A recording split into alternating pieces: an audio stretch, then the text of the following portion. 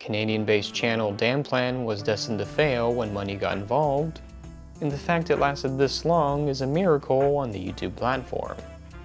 When it comes to channels that include multiple figureheads, each need their equality on and off screen, or else the power dynamic shifts to one singular person. This is something that happened with the now defunct channel DanPlan, causing all the former hosts to go their separate ways. Join me, Daftpina, as we look into a rocky relationship and a business model seemingly too successful to fail. This is DanPlan, Fake Friends, along with a special surprise that I can't wait to show you, whatever it is. Daniel's channel DanPlan started in July 2014 with Daniel and Hosu. Dan was the speaker, with Hosu being the artist that made the stills for the first video, and of whom ended up being a host later on. Every Saturday, our youth group has to go to this morning prayer, which is at like 5 a.m. Completely ridiculous in the first place. Afterwards, our youth pastor will always tell these stories that none of us would listen to because we're all tired. And despite the video being of the familiar lines of storytime animation like The Odd Ones Out or Jane Animations, it didn't particularly catch the algorithm or people's eyes. And during his early start, he also tried his hand at video game Let's Plays, but that didn't catch on either. Around this time, he did make a few more types of these animated story videos, but shortly phased them out for the likes of vlogs and his main staple, By the Way. Some of the earlier episodes were story times, but slowly transitioned into what-ifs and would-you-rathers with friends, responding to humorous situations. Alright, what is this test? Let's give it a try. So there's a list of questions that you would have to answer in order to figure out whether you're a psychopath or not. And new voices were added in the picture, including Anna, Billy, and Jay, who became recurring hosts of the channel. Future prominent member Steven first showed up in Yamate Titan Senpai, and slowly over time, the hosts I just mentioned downsized to just Daniel, Steven, Hosu, and Ann. Jay left due to poor internet access, but he comes into the picture later in the video, so keep him in mind.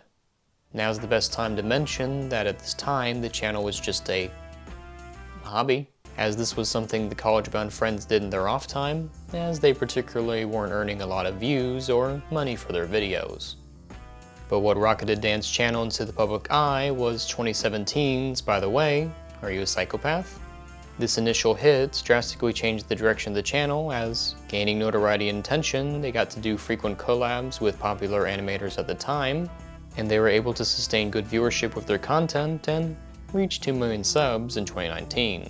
However, there was some internal trouble that was starting to boil over and out of the pots that is their channel. And although everyone was seemingly having fun with these videos, the creator of the channel, Daniel, and his good friend Steven had two different ideologies regarding the direction of it. Daniel wanted to expand the business, and Steven, he wanted to keep this a hobby. Now what can go wrong?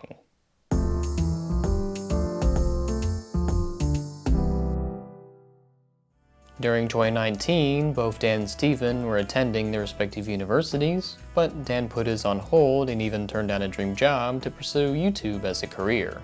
Okay, so here's what's going on. For the past 1 year, I've dropped out of school. I quit my internships to do YouTube full-time. Steven didn't share this mindset, however, as no matter what happens, he'll keep his real life and YouTube life separate. Also, I'm using the GAOMON PD2200 to draw something funny. You should stick around to see what it is. By keeping his YouTube and real life separate, it actually created a shift in dynamics that caused the downfall of the channel. Dan truly became the face of the channel, as Hosu, Steven, and Jay opted to never show their face at all. And this issue was creeping up on them, as vlogging became a staple just as much as a series, By the Way, did. And now's a good time to mention that Hosu is not the only artist on the channel, as with success comes money and hiring more people, which is a sign of good business, as expanding and being more professional leads to a longer running channel if done right. Can't have all eggs in one basket, which is a mindset Dan had to adhere to due to most of the hosts not wanting to show their faces. This means that the animators not only had to work on By the Way, but some of them had to put resources into covering the faces of the camera-shy individuals, Luckily, at the highest points, there was between 12 and 14 animators at one time, so they could split some of the resources. But although the amount of employees grew, business stayed relatively the same. This can be noted in a September 2019 vlog where Dan regrets to inform that he wanted to start a podcast amongst many types of our content in December of 2018, but nothing ever arose. Last year, during Christmas, I promised that we'd do podcasts, vlogs, so many different types of content, but we're not. We're just making animation, and not as often as I like to. And what may have halted all of this was the March incident, a incident happening in the March of 2019. And now we're going to get into what was hidden from the public all this time. Drama. Ooh, scary. January 4th, 2020, Steven posted on his channel, Actually Steven, about how he was mistreated on DanPlan. The video starts off with Steven confirming that he isn't in the group anymore, and he made it clear it was just a hobby and he regrets ever joining the team in the first place. So as the title of the video says, I've quit DanPlan. It's no secret that I've never thought of YouTube as anything other than a hobby. Back in March of this year, I found out that DanPlan made 5 figures from 3 videos in the span of a month, of which I was paid less than $300. Citing $25 an hour, which is how much he got paid per video. And if you're saying, whoa, that's unfair, it is. Social Blade is not a good estimate for actual money earned, and the only thing I'd really say to use it for is to see how many subs you gained or lost. And the best way to check out how much one makes is to check out their own analytics, which now it's important to note Steven never actually had access to the channel. So surely you're saying, wait a second, he brought this up to Dan, right? Kind of. So me and Daniel argued for hours over the course of 2 days. But then I asked Daniel, what could I do to increase my share in DanPlan? And everything just imploded. He said nothing, you're just an employee, you have no share. And that statement has stuck with me ever since we fought, and it hasn't gone away. I was part of the DanPlan golden age, where we got millions of views on our videos, past 1 million subscribers, and you had the fucking gall to say that almost none of that was earned by me. That I played no part in it. Hey, those are some serious character accusations. Is there any evidence or perhaps a friend named Hostu to confirm this? Kind of, but none shown in Steven's video, besides Social Blade. The rest of the video was a venting piece that I believe Steven needed to make to get through the situation he was experiencing. But more than anything, I stayed because I wanted to try to prove to Daniel that I wasn't just an employee, but rather an integral founding member of the channel, and my contribution deserves acknowledgement. And so, for the past 9 months, I tried. God knows I tried. Every recording session, I brought my humor, my edge to the table. But I fought a losing battle. Everything Steven describes in the video is heart-wrenching, especially when he claims that Dan didn't respect him, and how hard Steven tried to impress his former boss. So for all intents and purposes, Steven was in addition to the channel, one who gave a big part to the brand, but in addition nevertheless, and his impact should not be dismissed. Dan did not respond to Steven's video at this time. January 11th, 2020, Steven made a live stream to go more in depth about his feelings over Dan and the situation itself. However, this is what dug his own grave, as while the video was 7 minutes, this live stream was nearly 2 hours long. When live streaming, you aren't as coherent or concise as you might come off to be in a video, so errors might crop up. Condensing information is actually what helped Steven's word, and it actually felt like a concrete case that he was being underpaid and Dan was a bad boss. You guys have already been unsubscribing like crazy, because they were at like 2.03 mil, but now they're at like 1.97, and I kind of find that funny, because Dan didn't give me recognition for 1 mil, so I'm going to take away his 2 mil. And along with that, he actually brings up some of the animators as a point against Dan. This is not just a me problem anymore. When I started digging, I started asking the animators, how much were you getting paid? And the answers kept being the same, about $450 per month. For a month of work, they get $450. And it's not even consistent. Daniel has essentially trapped any animator who actually wants to make a living just by paying them like slave wages while still making them work full time. I talked to a couple animators who did in fact confirm this statement. However, the way that Steven brings up these artists were really thought out poorly. Within the 2 hours of the live stream, none of the animators came up to say anything, as they want to remain anonymous, which is completely understandable from their point of view. They don't want to publicly call out their former boss, as future online employers might not want to hire them. However, this is a double-edged keyblade that stabs Steven in the back, as he had no legs to stand on with a cheering audience of workers you cannot see. Steven wanted to fight for the rights of these DanPlan animators, but really just ended up with them getting fired. Scenarios that could play out is literally him just burning the entire channel to the ground, letting it die, and then leaving all the animators, like crew in general, to do nothing. Because this is a job for them, and I don't think Daniel realizes that this is like their main source of income, albeit it's a very small source of income. So it's unfortunate. Most disheartening fact about this is the fact that a lot of the animators know that drawing jobs and art jobs are so rare that they're staying because $450 a month is still better than $0 a month. Animators and artists not getting paid or treated fairly has a long history behind it, which reminds me of the Disney strike of 1941. Citing various inequalities and privileges at the non-unionized animation company, Walt Disney responded to the 5-week strike by firing most of the animators, and eventually having to work with the Screen Cartoonists Guild. An improper animation strike should have been had with DanPlan's animators. Circling back into the March incident, he states how he tried to work his best, so much so that it actually ultimately led to mean-spirited outbursts at Dan during recordings. And although the videos may give you a laugh, a giggle, and a snort, none of that was happening behind the scenes. But to Daniel, every recording session, I was merely talking to friends. To him, I wasn't putting in any effort into the videos. Every recording session, I wanted to swear at Daniel for real, to yell at him so much that I had to stop talking sometimes, or else I might say something I would regret the next day. During this time in January 2020, the DanPlan channel on Twitter remained inactive, and Steven makes the claim that he tried to get in contact with Dan to sort the situation out. I do truly want to resolve this because there are still people working on DanPlan who are being mistreated, and I don't want that to happen to them. So yeah, I want to resolve this. Not for my sake, because I honestly don't want his money anymore. But I think that he deserves, like, the animators, the crew, and everyone else who works on DanPlan deserves answers. January 17th, 2020, Jay released his version of the story in a now deleted video. He mentions first and foremost that he is not a part of DanPlan anymore, just like Steven said.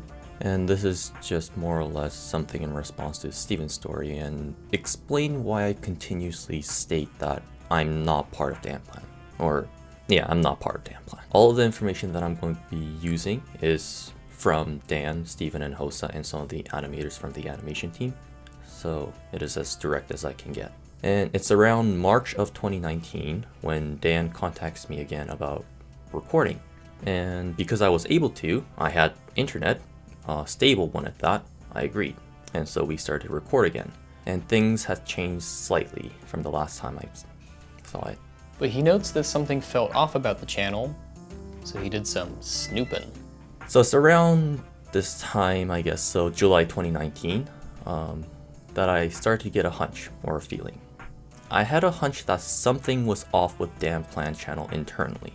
So I decided to do a small investigation privately. And when Dan found out about it, that I was digging, he adamantly tried to make me drop it. He did not want me to dig around. And at this point in the video, I was wondering why Jay never showed up in Steven's video, but we'll get into that. I found out that few years prior to the time of investigation, the time of investigation, so 2019, so a few years prior to that, just as the channel was growing, Dan decided himself to split the channel's revenue 50-50 with himself and Hosa. He purposely left out Steven. I did a one-on-one interview with roughly 10 animators. At the time, I don't know the total number of animators that was in the team, but of that 10, I believe 8 replied saying they were not happy in the DanPlan. It's a giant sweatshop. Originally there were 3 animators when they just started off, Hosa included. Now they are at 12 without Hosa. And within the video, he continues on about what he saw, but this just reminds me of the Disney animator strike of 1941. If Jay was able to confirm that 8 animators is feeling some sort of bad feeling towards Dan, if they actually had a proper strike, then video production would have halted, and Dan would have had to negotiate with them better pay. I was able to speak with a few of the animators regarding this, and one anonymous source mentioned how they didn't feel it was necessary to do this, as most of them weren't able to afford a strike. Of course, hindsight is 2020, and we now know that not fighting for equal pay resulted in everyone getting fired, and I actually found out that the animators only recently talked about their pay, which, if you or someone you know is working for one of these high sub channels in a group of animators, you should probably ask each other how much they're getting paid. Unpaid animators, internal fights with Steven and Dan, along with a general air of disdain of the channel. What did Jay do with all this information? Well, he kept working for Dan, of course. And so after that, I let Dan do whatever he wants. It's his channel. He showed his determination for it. And that's why I say I'm not part of DanPlan officially. I refuse to be. I've been stating that ever since these series of events. If Dan seriously and sincerely wants me to be a permanent member, I have several conditions and changes that needs to be made. But until then, I will be a guest at best. I don't want to be a part of this. Continuing to stay when nothing could be changed only brings into question the morality of Jay as a host, which is a good time to mention that he does have some allegations on him, which is why his video and general internet presence is eradicated. January 21st, 2020, Dan responds to everything. Well, mostly Steven. Black thumbnail, no description, and an ominous title referencing his mainline series. We're ready for this drama to come to a close. 2 weeks ago, a friend of ours has left DanPlan and has made a video about me. In the video, Steven showed his remorse and has commented on how I treated him. This video will be responding to that, but not only that, sharing my side of the story and my perspective on it. I'm sorry that this video is late. I know that 2 weeks can be a very long time, and I'm sorry. Dan takes time to respond sincerely to the people affected, apologizing to the anonymous animators, and gives a general history of his channel. First and foremost, I've already apologized to them privately, but I want to apologize again. I am sorry that all of you are caught up in this. It's not your problem that Steven and I had a spat, and it's not your problem that we are taking this out in publicly. You should not be involved in this. I know it's not just stress for me, but for you all as well. And I am so sorry that you're involved in this. Dan makes the claim that on February 26, 2019, Dan and Steven had a call where he demanded 33% of the company's share, or else he'd leave. I was shell-shocked. Steven, who has told me that he's never going to take YouTube seriously, who's told me that he would never even start a YouTube channel, who said he was doing this just for fun, is now saying that if we don't give him 33%, he was going to leave. During this fight, this is when Steven refers to me calling him nothing more than an employee. As I recall, I have said something along the lines of him working less than our animators, which was true. A surprising yet welcome twist between all the videos is the fact that Dan actually showed some proof. At the end of our fight, when he decided to stay, he then told me that he wants $100 per video. He could have said more. I would have not mind that. That wasn't point of the fight. That was not point of the argument. He sends me all the invoices of each video, so I'm not forcing him to do anything. I teach him how to make those invoices, of course. And when Steven quit DanPlan, he's told me that he still wants to be paid for all the videos that will be posted in the future, which I said I would honor. Of course, there's a lot to consider regarding the morality of sharing DMs publicly. However, in this case, when it's a lot of they said, it's understandable why Dan showed them. Do I have anything left to say to Dan? Not in public, In private, yeah, sure. I have lots of stuff to say to Dan. But still does the entire live stream. And I was less upset when he messaged me the day before the live stream saying that he wants to resolve this and he wants to talk things out I believed him. But then in less than 24 hours, he did another live stream, not resolving it with me, but taking things out publicly again. And with DMs being shown, so were invoices. And yes, we were able to prove inequality with payment.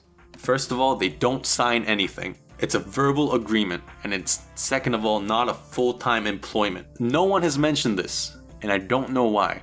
They are what it's called subcontractors. They are contractors. That is what the type of job that they have. They do a contracted job for a project. In this case, it's a video, and it's completely different from a wage-based job. They do their own work as their own entity, and on the project that we request, we both agree on a price. When we mutually agree on the price, they then work on the video itself. Dan mentions the animators and him agreed on these prices, which they probably have. However, the issue in this is not knowing your worth and not talking with others to see what kind of deals they got. As it was found out that the animators only discussed how much they got paid after Steven's video came out. Among with a little more confirmation here or there, he ends the video saying this might be the last DanPlan video ever. I don't know when I will come back. I don't know if I will come back. These past 2 weeks has made me experience something that I never wanted to experience. It has demotivated me to work at all or to even function. I am at a place where I can't be making videos unless I am happy to do it. I'm sorry if that sounds selfish, and I'm sorry that this is the way that I'm saying goodbye for now. Didn't want it to be like this. But if I do come back, I'll be coming back with a smile. Thank you so much for watching. Bye-bye. Anne releases a video where she states that she's still friends with everyone and thinks everyone made bad decisions. I don't think it matters who did more wrong than the other person because, like, they both did something wrong and they both have something to work on and reflect on. Maybe, like, and it's all upon them. Like, we shouldn't be here enforcing them to learn their lesson. Which I agree with, considering what destroyed the friendships of Steven, Dan, Hosu, and Jay was, essentially, the channel itself. Oh, you wanted to see what I drew? Take a look. As a counterpoint to what Steven said in his video, And why friends and business don't mix.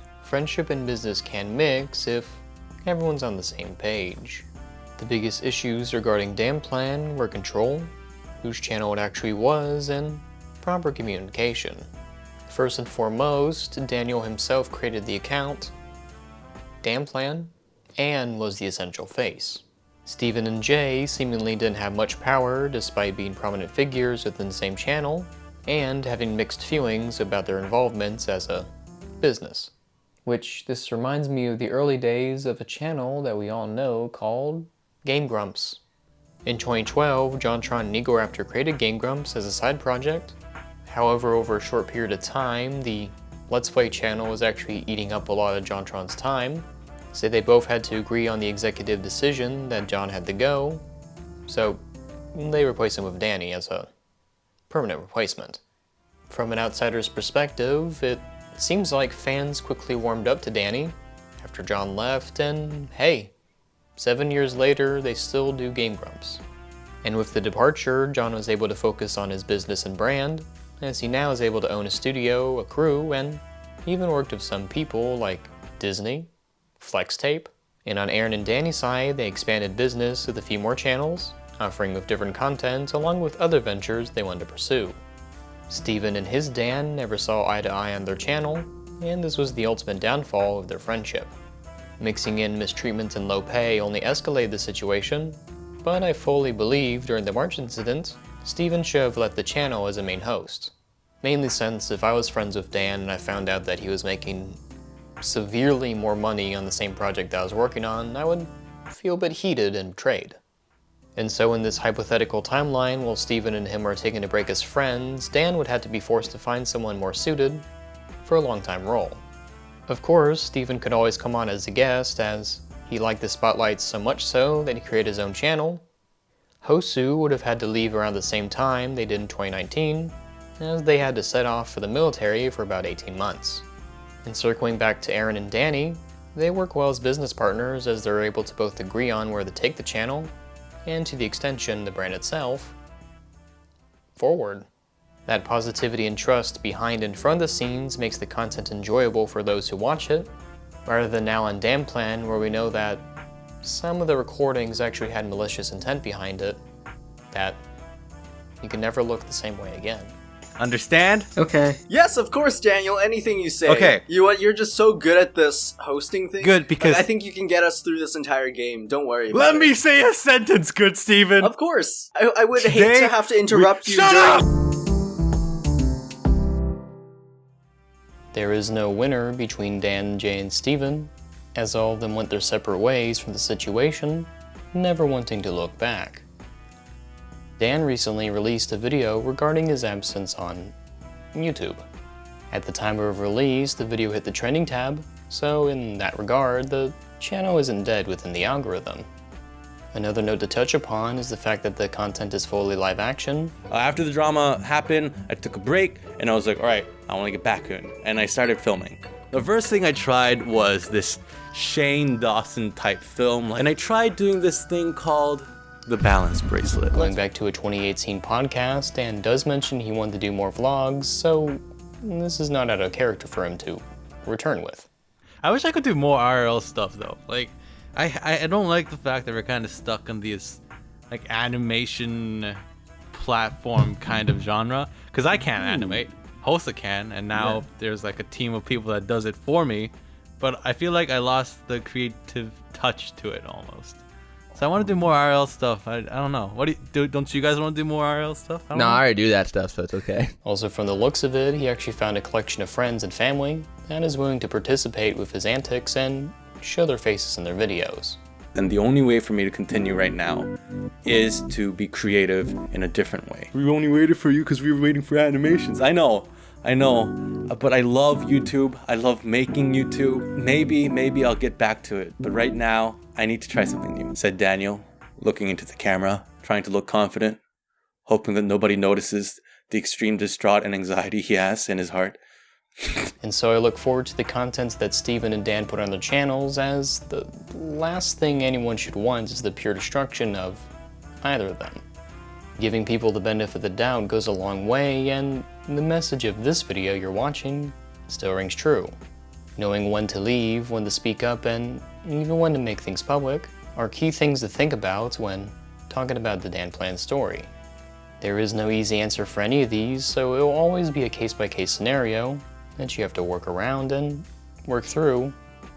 Yeah, and so with that, best of luck to Dan, Steven, and Hosu. I look forward to the bright future and what happens next. Today's a fantastic day that I've been subtly hinting at the beginning of the video, and so I'm happy to announce that I'm working with Crowdmade to produce high-quality merch for my channel. But what kind of merch do we have available? Coming in a wide variety of colors, this hat and shirts are perfect for your hat and shirt needs. My favorite color of the hats is seafoam, and I'm glad to wear it whenever I go outside, whenever I feel like it. So come on down to Crowdmade and check out my merch, as, hey, looks nice, I approve. A big shout out and thank you to the people on screen, as they're part of my Patreon. And if you want to be one of these fantastic people, then go pledge some amount to get some things early, like the video itself, like info, and everything in between. Thank you once again to these fantastic people. And if you want more, head on down to the Discord server that's now partnered with cartoon reviewer and good friend Ellis Mark. There he is. And if you haven't had enough DanPlan talk, then go check out TheRightOpinion's video on the same matter, where he dives into the specific dynamics between Steven and Dan over on his channel.